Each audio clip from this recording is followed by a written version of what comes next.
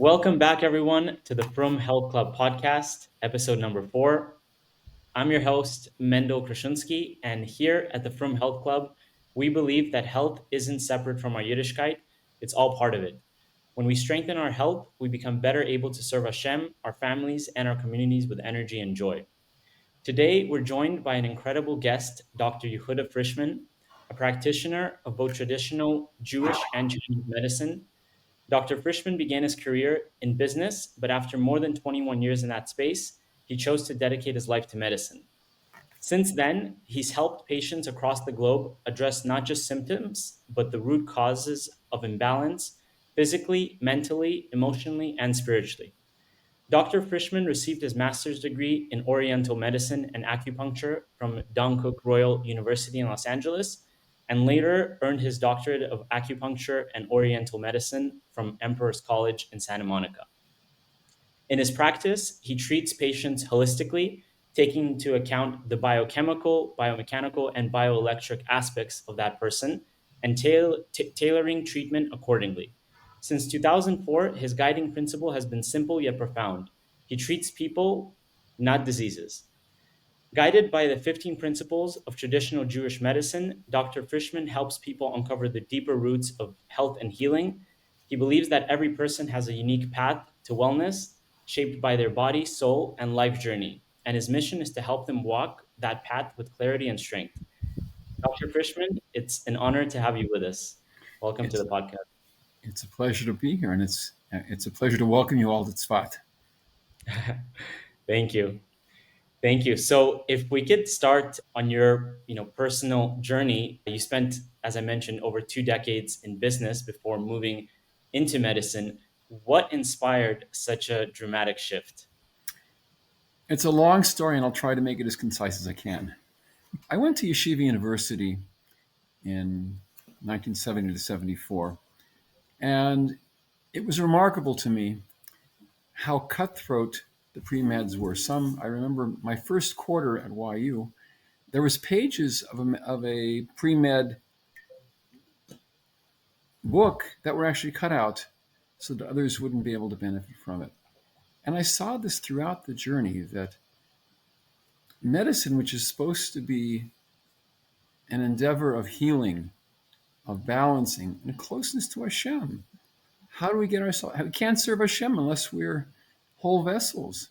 And here it was that Jewish religious medical students would do anything, were cutthroat in order to be able to succeed so that somebody else wouldn't succeed. This was very abhorrent to me, and I just didn't want any part of it. Then, another year later, I had a precious aunt who was disabled and ultimately passed away not from her disability, but from the painkillers they gave her. So Wow. I had those imprints in my being as I went through my life. I married my first wife, my late wife, in 1979, and we had one miracle son, and I also, my wife's two daughters became mine. So the three children and my wife were really having a wonderful life. Hashem was very, very good to us. I was very successful financially. And then all of a sudden, everything started to unravel. My wife started to have seizures. The business started to go down. We saw over 200 physicians try to help her get well between 1990 and 2000. I had visions of grandeur that I was going to make a lot of money. And I'm sure many of you have also had this vision that you want to be able to do things for Hashem, but you want to make a lot of money and you want to live on interest. Move to Eretz Yisrael, learn, spread Hasidus, do whatever you have to do. But Hashem said, that's not the way it works. You don't call the shots. And so for 10 years, I saw the business fall apart. I saw my wife's health fall apart. Our son, we were forced to send away to yeshiva out of town. And it seemed like everything was going wrong. And then in 1999, on Purim, I had an awakening. I thought to myself, why is Hashem doing this to me? And the answer really was that Hashem wasn't doing anything to me. I was doing it to myself. I was trying to be I was trying to control things. And in reality, I needed to connect to Hashem. I was neglecting my spirituality, my wife's, our children's. And Hashem was tapping me in the shoulder saying, wait a second, pay attention to me, listen to me. And I came to realize over time that Hashem has created each of us with a very specific job and duty. Bishvili nivra olam, that you have to say to yourself, I was created for the whole world. And so after 10 years and seeing so many physicians, I realized that Hashem wanted me to devote myself and focus myself on helping my wife get well. And so I closed the business. I gave all of my accounts away to a friendly competitor. I had nothing. I was getting food stamps. We lost our house. We lost everything financially. And when I started to look what I was going to do, it was also a journey. I looked into Western medicine. I looked into becoming a natural Western doctor because I saw that Western medicine was, for the most part, a cookie cutter copy of every single endeavor. It was very mechanical. I looked into acupuncture. I looked into osteopathy, herbal medicine. And again, they were all very linear.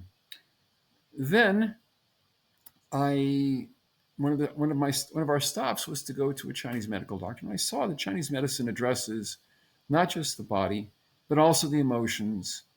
And I said, this is interesting. I also took her to craniosacral therapists who also gave that indication that the body holds traumas and can release these traumas. And I also picked up all the Rambam Sfarim. There's 13 books that we have on Refuah that the Rambam wrote. And I said to myself, where's Jewish medicine? I want to study these medicines, but I want to be able to do Hashem's work. I don't want to just be a Chinese medical doctor or a craniosacral therapist. I want to practice Hashem's medicine. And so in my first quarter of Chinese medical school in 2000, I came across a remarkable Rambam. The Rambam says in Hilchos Deos, a person needs to fine-tune, to set like a watch, their heart to know Hashem. And it's impossible to understand the wisdom of Hashem and to connect to Hashem if one is hungry, sick, or in pain. And that I realized was Jewish medicine. And I've proceeded since then on that path. Wow, that's beautiful. Thank you very much for sharing that. So as you mentioned, from that path, from that search, you identified 15 principles of Jewish medicine.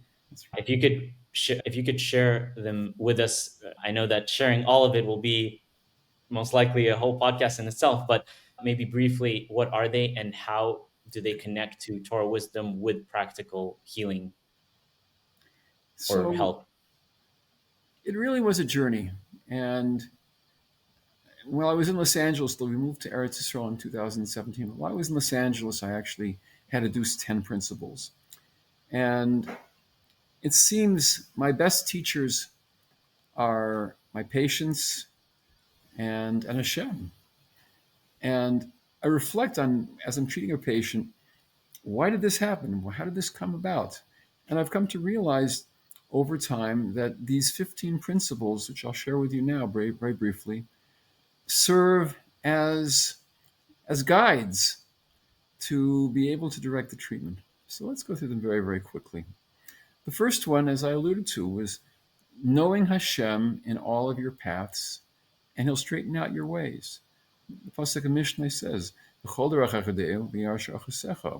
when you know Hashem and you trust Him, when you have bumps in the road and you connect with Him, He'll guide you and help you. So that's number one. Number two is Sur Me'rava Aseto. Everyone knows that. Turn away from bad and do good. But you can apply that to medicine as well. If a person is trying this, let's say a person has a headache, or a person has a skin rash, the first question they'll ask is, what do I take for this? What do I take for that? That's not Jewish medicine, because Hashem is speaking to us through our bodies, and Hashem is telling us, pay attention. Why do you think you have that headache? Maybe you've done something wrong. Maybe you've eaten something that's bad for you. Maybe you stayed up late. Maybe you're exposed to some kind of cold. There's any number of reasons. And so Sur Merav means that first we eliminate those things that caused us to get sick before we then add on therapeutic approaches. Again, it could be physically, it could be mechanically, it could be biochemically, bioelectrically. In many, many ways, we want to be able to put balance in the body first by eliminating that which is harming us and then doing something else. Because if you just try to take something for something else, you won't resolve the root cause of the problem. So that's the second one. This particular principle, by the way, is held in high esteem by the people who run functional medicine programs in the United States. And so this is not just some Jewish mishigas or whatever. This is like the holistic side of Western medicine, which is what functional medicine is. I'm a functional medicine certified health coach. So this is one of the big principles there as well. You have to address the cause before you do the treatment, as my husband said. And that brings us to the third principle, which is treating the whole person, the Adam Shalom. You can't just go for a treatment, be it a craniosacral treatment or a chiropractic treatment or an acupuncture treatment, anything. You can't just change your diet. You can't just take a pill. You have to treat the whole person, the Adam Shalom, in order to bring wellness, because otherwise the healing will be incomplete. So that's the third. The fourth is balance. People think that if you take a little bit of something, more will for sure be better. It isn't so. We in Jewish medicine, my approach to Jewish medicine, what I do is I look for balance. I try to find, and I use this analogy and I see it all the time, we want to put a key into the lock. Now, you can have a golden key, which is 18 carats, but if it doesn't fit in into the lock, it's useless. So it has to be the right fit, the right key into the right lock. That's the fourth. The fifth principle is hispatlus and hiskashrus. There's no room for ego in medicine. There has to be a complete melding and blending between the patient and the doctor and Hashem. And if one is prepared to let go of control, and again, one is prepared to leave all of their preconceived notions at the door, the opportunity for healing becomes much, much greater. So that's number 5. Number 6 is very, very important. They're all very important. But principle number 6 is Hashem always creates the refuah before the makkah. Sometimes someone will go to a doctor and they'll say, we really tried, we did the best we could, but I'm sorry, you have 2 weeks to live. That is kfira. That is completely antithetical to Jewish medicine, because Hashem has always presented us with how to heal. We just need to pay attention. We need to be able to be good listeners. We need to tune into his frequencies. And there will always be an opportunity to heal. We just may be missing what we have to do to do it. And it takes a lot of tefillah, and it takes a lot of background, a lot of experience, but we can. The Gemara in Brachos brings down that when he was approached by the Navi and told, you're going to die tomorrow, he said, excuse me, I have a tradition from my Zayda, David HaMelech, that even if there's a sharp sword against my neck, never to give up. And he turned his back on the Navi, and he faced the wall. And indeed, he lived many more years. And it's the same. We can never give up, even if it appears as everything is hopeless. I remember many, many years ago, I had a cancer patient that I treated, and she was literally on death's bed. Her belly was swollen, her face was yellow, her eyes were yellow. She had cancer of the liver. And I treated her for about 5 hours. When I finished, she was no longer yellow. Her abdomen was no longer swollen. and she slept for the first time in a month. And what happened? She passed away the next day. But not that I wasn't successful, but rather my job was to make her comfortable. That was my tafkid at that point. And when I finished the job, Hashem took her back. And so that's also part. Our success is not necessarily what we think is success. Our success is doing what Hashem wants us to do, and connecting to Him and helping our patients to connect to Him. So that's the sixth principle, that Hashem always creates the refuah before the makkah. The seventh principle will surprise you. It's Shabbos. Shabbos himalizak urefu krovalavoy. People think that Shabbos is a wonderful experience, but what we don't realize is that if a person immerses himself in Shabbos, thinks of themselves as crossing into an island through a toll bridge. The toll bridge is Kiddush and Lichtzen, candlelighting. And the exit from the island is Havdalah. If we immerse ourselves in that island and we don't speak about the week's activities, what we're going to do, what we're afraid of is going to happen next week, but really immerse ourselves in Shabbos, Shabbos will guarantee that she will protect us and help us heal. Shabbos has incredible healing values. And this even, derech agav, applies to non-Jews. Well, wait a second. You might say that a non-Jew who keeps Shabbos is forbidden to keep Shabbos. No.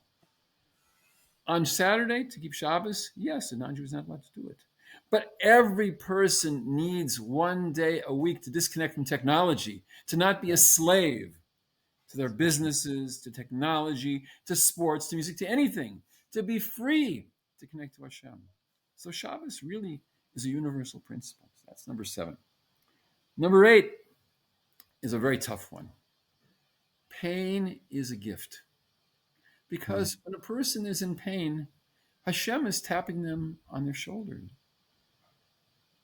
When a person is in pain, they need to look within. What have I done to bring the pain to myself? And the wrong approach is to block the pain.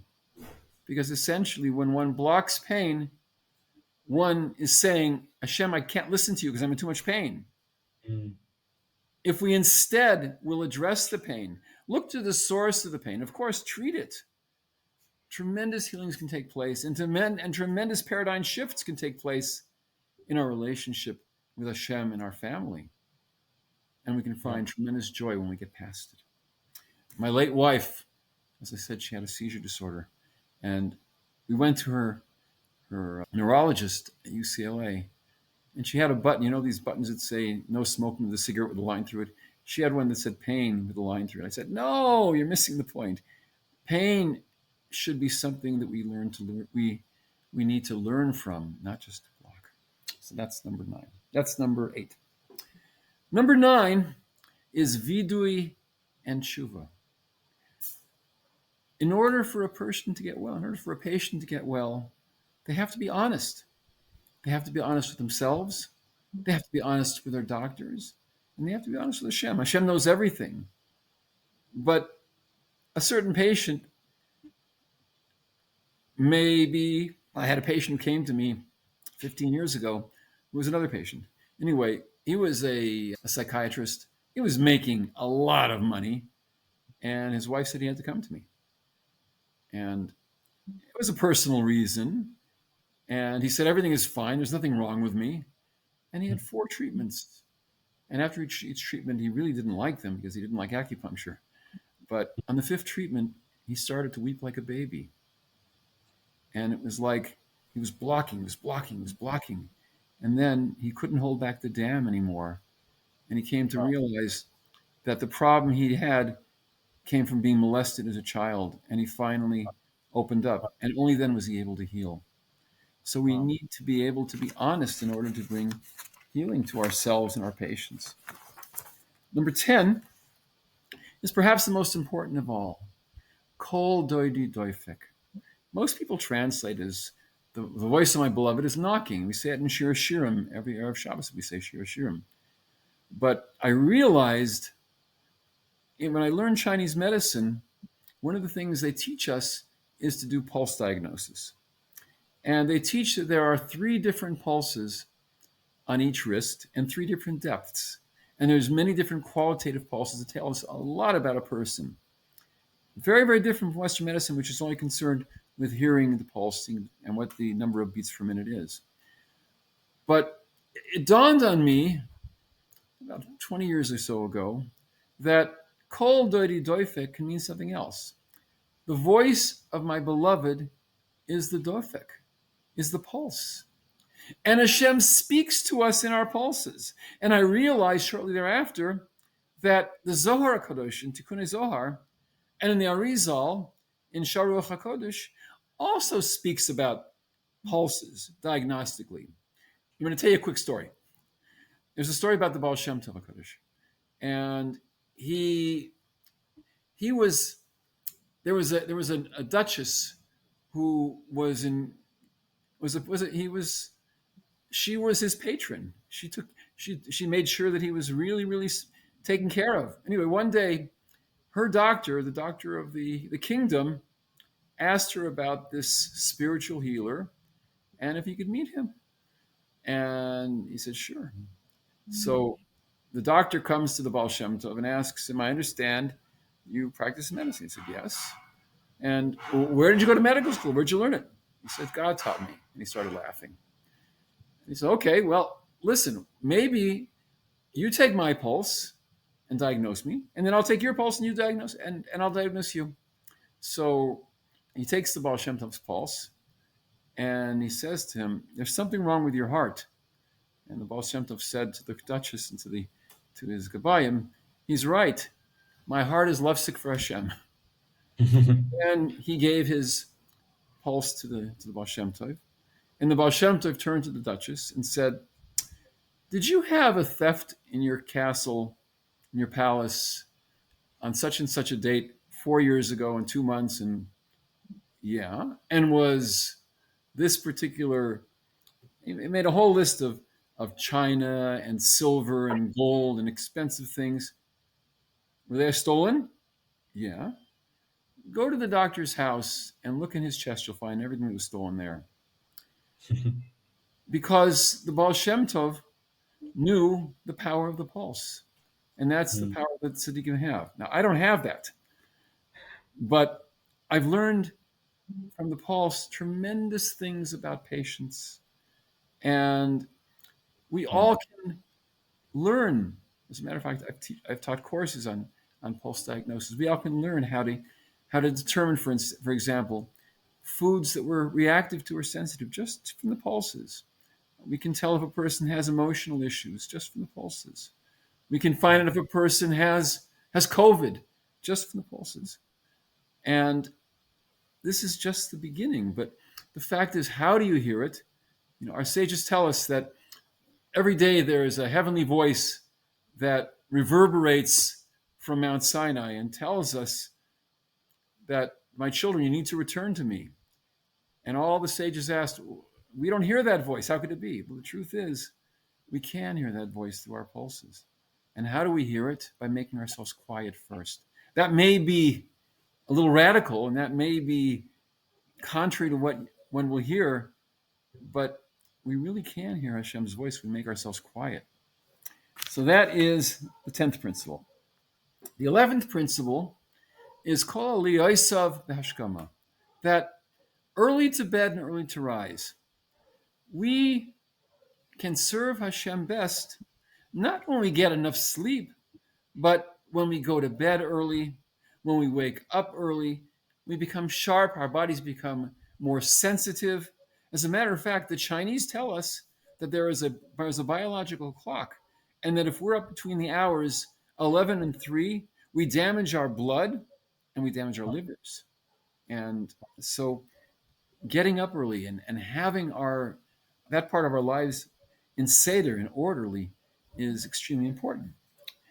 The 12th principle is that Hashem's presence fills the world.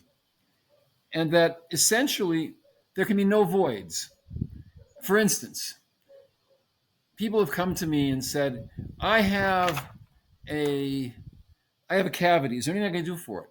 Well, as long as there's a cavity, if you use all kinds of different methods and you don't fill it in, that cavity will attract bacteria. And all voids are going to be filled in by malevolent forces if we don't do something about it. And that doesn't just apply physically, it applies emotionally as well. Someone who loses a relationship is empty, and they become vulnerable to unfortunate thoughts that can pull them away from Hashem. So just like we find by Yosef and his brothers, they threw him in the pit, and it says, "Abor reik ein bo mayim." The pit was empty; there was no water in it. What does Rashi say? But there were snakes and scorpions. So whenever there is a pit, an emptiness, we need to fill it in. That is the 12th. In the healing process, number 13, don't forget about Hashem. Even though the Torah says, "V'rapo yirape," that a doctor is given permission to heal, the doctor must never look at himself as the healer, rather just a vessel. It's so interesting that the gematria, the numerical value of that man-made healings, is the same numerical value as machalois, illnesses. So Wow. coincidence? I don't know. But the fact is that Al Pi Kabbalah, we say that we are malchus, we are vessels, and we have to get all of our strength and all of our success from Hashem. And if we start to look at ourselves as the effective healers, we're not going to be successful, and we truly will make mistakes. So that is number 11. No, that is number 13. Okay. Number 14. Oh, number 14 is a very tough one. Lift up your hands. You ever see people touching their nose, their ears, their eyes? There was a famous television personality that would always touch his nose and his face, and it was part of his signature, so to speak. Well, he died of emphysema. He wasn't a smoker. And the Chazal tell us that we have 7 openings to our body, our face, our 2 eyes, our 2 nostrils, our 2 ears, and our mouth. And those correspond to the 7 branches of the menorah. And they're very, very holy. And we have to recognize that's why we wash our hands when we wake up in the morning. And the halacha actually says that we should wash our hands if we pick our noses or our ears or put our hands in our mouths or touch our eyes, because that's how infection is spread, not just spiritually, but physically. And people who remain sick, if you notice, they always are touching their eyes or their nose or their mouth or their ears. And that's how infection is spread, because these 7 openings go directly to the brain, directly to the cranial nerves, and they can cause enormous damage if we're not aware of them. And so that is the 14th principle. And the last one is orderliness. Seder is critical in the healing process. A person can say, a doctor can say, take this, this, and this, and take it for this long, and then come and see me in 2 weeks. That's not the way Jewish medicine works. Every time that we treat a patient, we're peeling off layers, and they change. And medicines that they needed before, they won't need anymore. And if they take the medicines, they actually get sick from taking what they took before, but they don't need now. Again, because we're peeling off layers. It's interesting that when Avram Avinu came to Eretz Yisrael, the Medrash tells us that when he was in Ur Kasdim and he came to Aram Noraim and Aram Tzova, he saw that people did everything mixed up. They planted at the wrong time and they harvested at the wrong time, and their lives were very disorganized. And when he came to Tzur, at the threshold of Eretz Yisrael in Lebanon, he said he saw the people were planting at the right time and sowing at the right time and harvesting at the right time. And he said, this is where I want my destiny to be. Because that's the way of a Jew, and that's the way of Jewish medicine, to be misudar, to be organized, to do everything in the right order. And b'siyata d'shmaya, when we do things in the right order and we connect to Hashem, we're able to see how Hashem is able to facilitate what we want to do. So that took a long time, but I hope it wasn't too long. No, that was great. That was, well, thank you very much for sharing that. Very, very insightful. There's so much, I think, to unpack there. There's so much valuable information. I just wanted to ask a couple of points about the principles. So Sure. it seems like right now the norm is, everyone is so busy, there's so much distraction, and it feels like whenever we have some issues with our health or whatever it is, we look for the easiest route, the easiest Absolutely. pill, the easiest.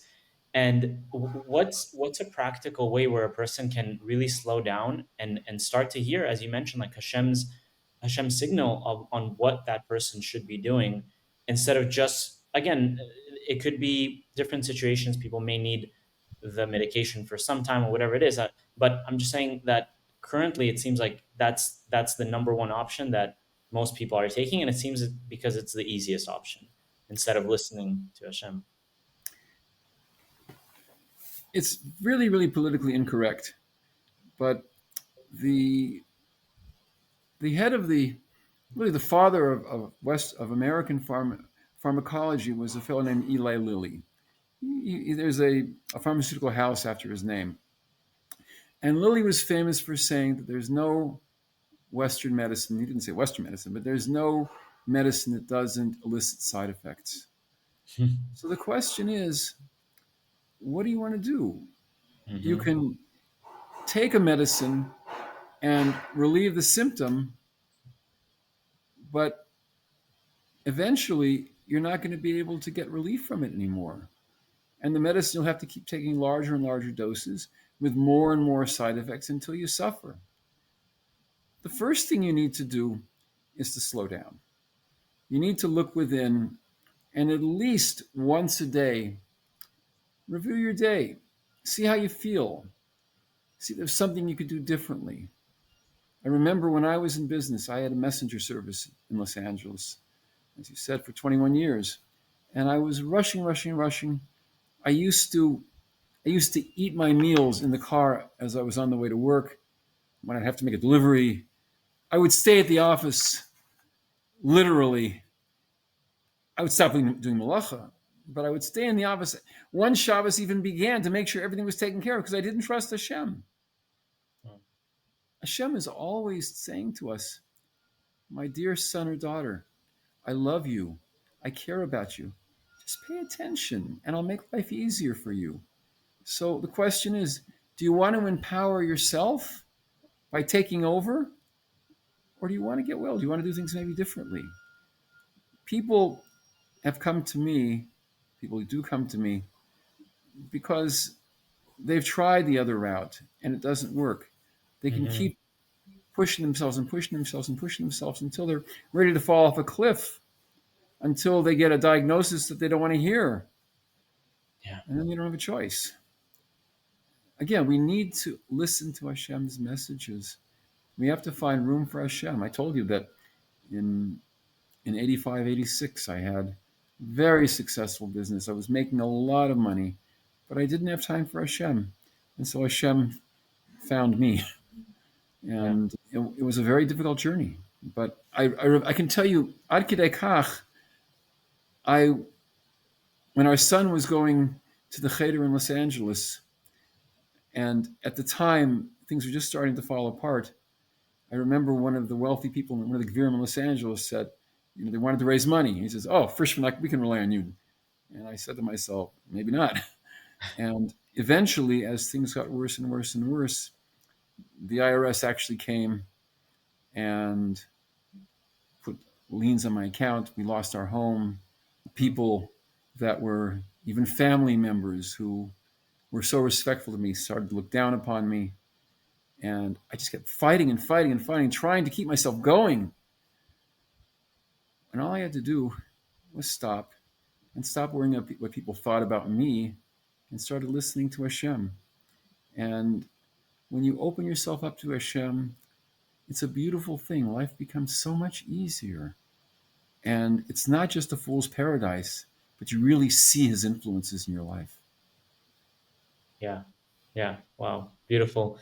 I think also that the reason why it's so difficult, especially now, to slow down is because everyone is in this digital, majority of people are in the digital life of constant notification, never ending notifications. And it's difficult for many people. And something that I did maybe a year ago is I went off of social media. I'm not getting all these notifications. I'm not getting all of these things. And when I did that, I started to really, really feel Hashem's messages to me, like on what I need to do in my life, and life really changed for the better. And I think that's a discussion in itself, like the amount of distraction that people have currently. Yeah. It's painful. And you go into a restaurant and you'll see a family, and three different members of the family are texting, and their faces are blank. There's no emotion, no expression, no neshama. There's no humanity. And Yeah. you think those kids are happy? They're miserable. Yeah. Parents need to teach their children not to give them boundaries, but to give them love, to give them connectivity. And the more that we talk to each other and look at each other and listen to each other, the more we can feel and the more happy we can become. Look at your children and ask yourself, are they happy? I think you'll find that if they're really into technology, that they're not very happy. And they can't hear Hashem's voice for sure. Yeah. Yeah. That's a great point. I want to transition into speaking about overall the Frum community and health in the Frum community. So it seems that overall health is not too emphasized and it is overlooked until something breaks down, usually. Yes. Why do you think that? I mean, that probably ties into all of the, of course, it ties into all of the principles, but why do you think that that is the most common thing that happens currently? Yeah. We are a generation of survivors. In Israel, we're survivors of war after war after war after war. When we moved to Tzfas 3 years ago, and everybody said to us when the war began, "Are you going to stay there?" And the tzaddikim have told us. I heard directly from Rav David Chatzera that Tzfas is the safest place to be during the war, because all the tzaddikim are here. Mm. They're not just buried, but they're literally alive. And that's another story I don't want to talk about right now. But it's really very, very safe. And so, and the same thing in America. Since we left in 2017, it's becoming very difficult to be Jewish there. And who hasn't gone through some form of anti-Semitism? Again, people are in fight or flight. People are nervous. They're worried. So many of my parents' generation, my father was in the American Army, and he actually supervised Nazi war criminals in Aachen right after the war. But how many of our parents and great-grandparents and grandparents and great-grandparents were survivors? We don't live in normal times. We truly are empty, and we don't have the continuity that our great-grandparents had where we can live and connect to Hashem. And so we are survivors. There is an amazing principle that I'll answer your question in just a minute. There's an amazing principle in neurology. We have in our neurological system, in our brains, a sympathetic nervous system and a parasympathetic nervous system. The sympathetic nervous system corresponds to fight, flight, and freeze. And the parasympathetic nervous system corresponds to rest, digest, relax, and heal. Notice where healing is. You cannot heal if you're in fight or flight. And so people are constantly on guard, constantly worried, constantly looking around, Yeah. and they're not healing. And they're worried, they're living on adrenaline. And if they don't have adrenaline, then they're drinking coffee or other things, other stimulants, because they can't survive because they're in this ghetto mentality, the survival mentality. And that's why so many people are sick. And that's why people don't have time, because they're in fight or flight, to take care of themselves. I think I can't blame anybody, but I can tell you that it is the result. The result of it is our educators have neglected it. Our educators are overweight. They make fun of people who are healthy oriented. Rebbes give children candy.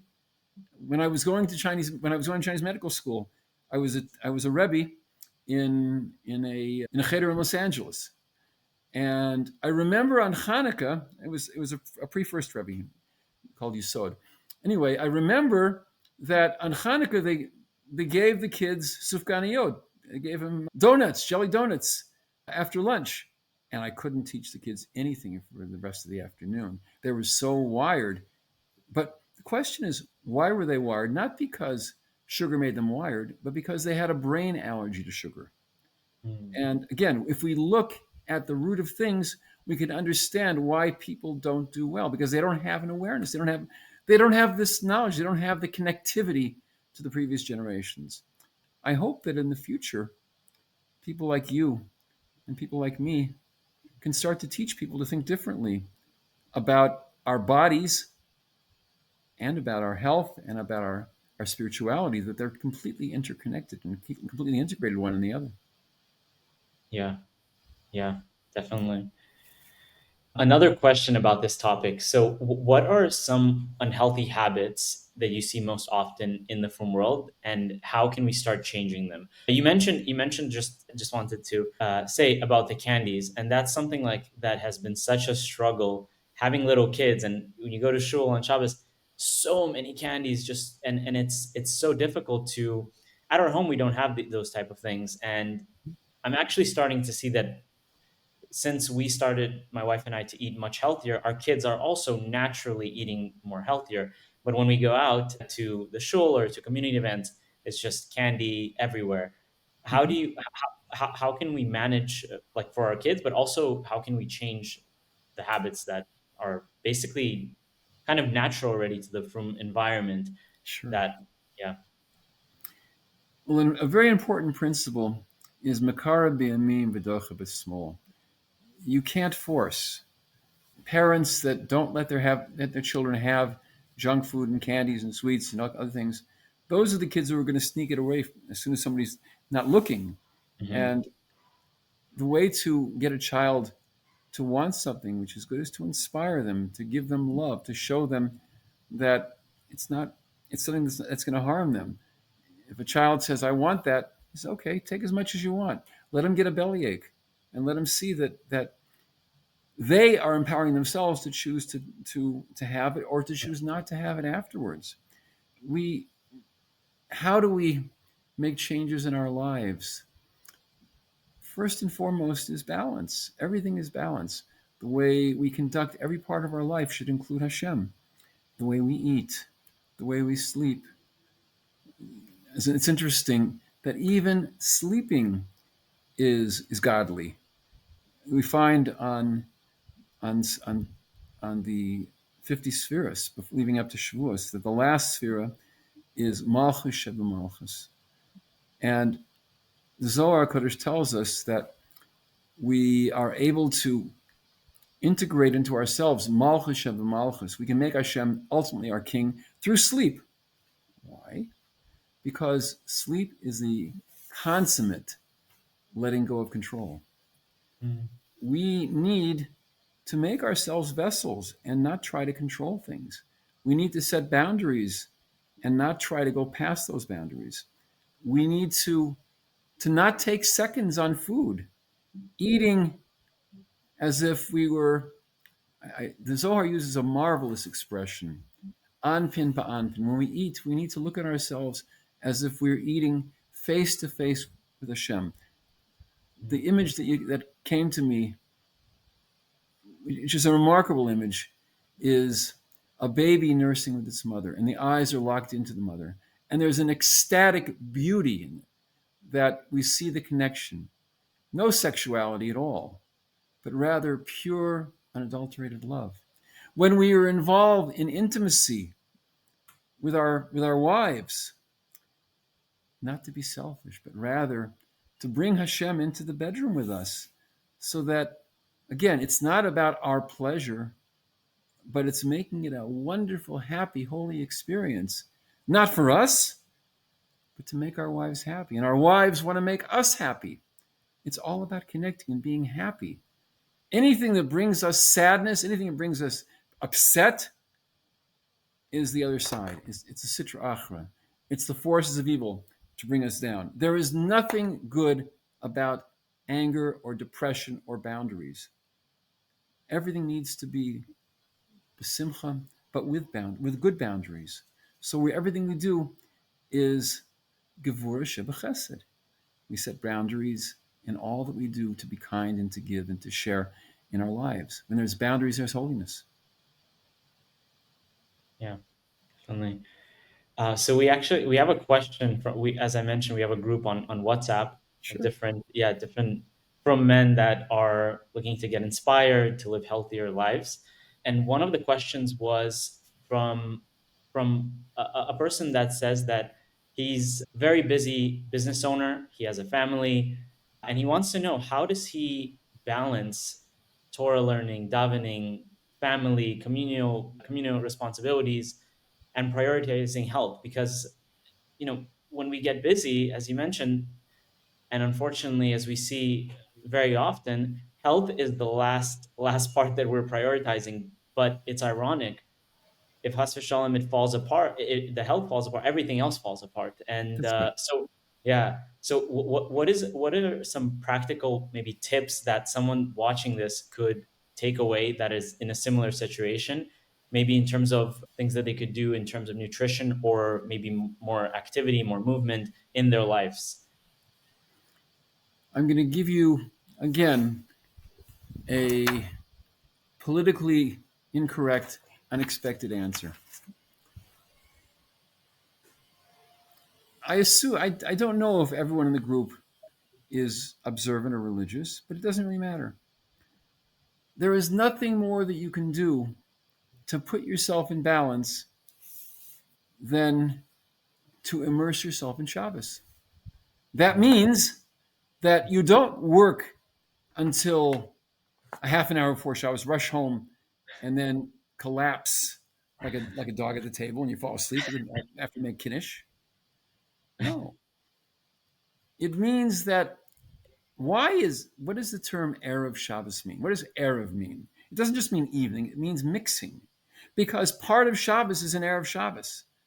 And so stop working early Friday afternoon. What? I have to stay the business. Where's Hashem? Would you ever be Mechal Shabbos? Well, I almost was. I didn't, but I was almost Mechal Shabbos. I had to walk home from my office when I was in Los Angeles because I didn't trust Hashem. But if you can prepare Shabbos properly by showering, by going to mikveh if you go to mikveh, by helping make the foods, by having a nice meal before Shabbos, by making it so that your house isn't a house of chaos as everybody's doing what they're doing. And then when Shabbos begins, you're in a different world.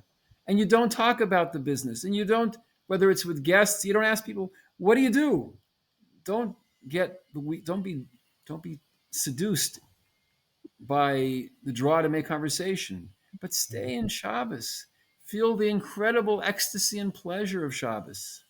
And each part of Shabbos, connect to it. Friday night is the nostalgic part of Shabbos. It corresponds to the first Shabbos of Bereshis. Shabbos in the daytime corresponds to Matan Torah, where the masculine aspect of Shabbos, when we are with our friends and we are sharing and even for bringing, if we're doing that. And that's the masculine aspect. And Sholosh Shudas is the quintessential melding of male and female. It is the complete perfection of Shabbos, where Ato Echad B'Shimcha Echad, the Shabbos of Mashiach. And it's a very dangerous time, because at Shalosh Shidduch's time, that's when people start making plans that I got to get to the office. I have to do this. I have to take the kids out. No. Stay in Shabbos, because all of the blessings from the week come from Shabbos.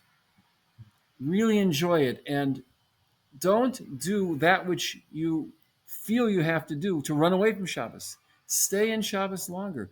Teach your children to stay in Shabbos longer.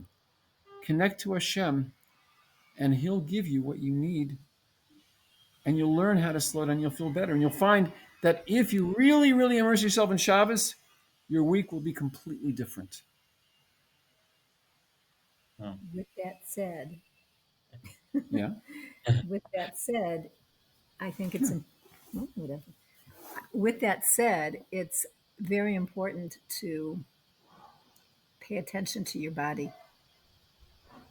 And in terms of something to actually do, that somebody should do to be able to further their health, and I'm not disagreeing with my husband at all, but Tim is on a kind of like at a more physical level, on a more momentary level, maybe is the way to put it, is really just paying attention to the body. Good. Noticing when I'm the one who teaches his protocols. So slowing down your eating. So by slowing down your eating, you're going to start slowing other things down too. And you might notice that digestive problems you have may disappear. That's right. So that I would just add that. I was speaking more on a global sense, that by integrating Shabbos differently into your life, you'll find that you're feeling better. But if you do see signs that are presenting themselves, pay attention. Because again, that's Hashem talking to you in your body. He's not punishing you, chas v'shalom. He's asking you to listen. Yeah. Wow. That's a very big change. That's a very fundamental thing. Most people think, oh, I have a headache, or oh, I have this stabbing pain in my chest or in my side, or whatever it may be. Maybe it'll go away. And then get scared. And most people, many people will then run to their doctor who doesn't really know what it is anyway. And half the time it's caused by something that they ate. and the doctors haven't a clue about that in general. So then they end up in this process of being over medicalizing what goes on in their life. And one medicine causes a different side effect, and then you take something for this side effect and it causes another side effect, and so on and so on. It's a real problem. One of the things that I use as a muscle for people is if you're driving your car and the brakes start to squeak, and then they stop. Does that mean the problem has solved itself? Of course not. But we rationalize to ourselves that if it's not squeaking, I'm going to ignore it. Well, when Hashem is giving us signs and symptoms, those are the brakes squeaking that something's wrong. Wow. So true. Wow. Thank you very much. It's really been a pleasure. If people would like to reach out, learn more, or possibly work with you, what's the best way for them to contact you? I'll let you say. office@traditionaljewishmedicine.com. Wonderful. Okay, great. And in terms of a phone, we have WhatsApp as well. And the phone number actually rings in Israel, especially for people in America. We have a Google phone number, and we have a WhatsApp number. Right. So that number is 323-617-0431. And we can be reached that way. And our number in Israel, our office number is 04-672-4848. Great. And I'll add it in the YouTube description video so people can have it there and reach out. Glad to be there, Mr. Shem. Great. Thank you very much again. It really was an incredible conversation and very insightful. I really appreciate it. It's a great pleasure to empower people. Thank you.